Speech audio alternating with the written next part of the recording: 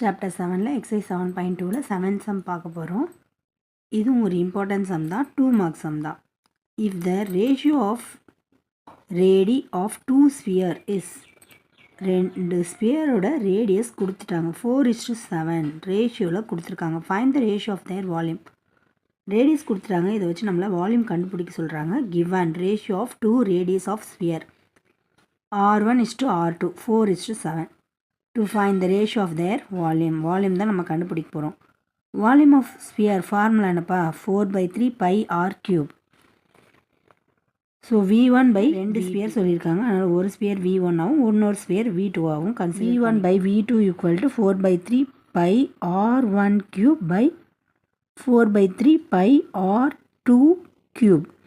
இப்போ 4/3 கேன்சல் ஆகிடும், 4/3 கேன்சல் ஆகிடும், pi கேன்சல் ஆகிடும். ரிமைனிங் என்ன இருக்கும், R1 cube by R2 cube இருக்கும். V1/V2 = R1 by R2 whole cubeன்னு எடுத்துக்கும். இப்போ R1 வந்து 4, R2 வந்து 7, ஸோ 4/7 whole cube. இதுக்கு கண்டுபிடிச்சிங்கன்னா 4 4s are 16, 16 4s are 64, 7 7s are 49, 49 7s are 343.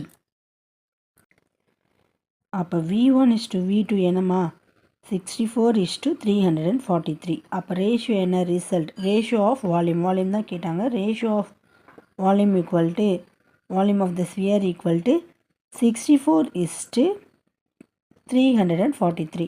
இந்த சம் உங்களுக்கு புரிஞ்சிருக்கும்னு நினைக்கிறேன். ட்ரை பண்ணி பாருங்கள்.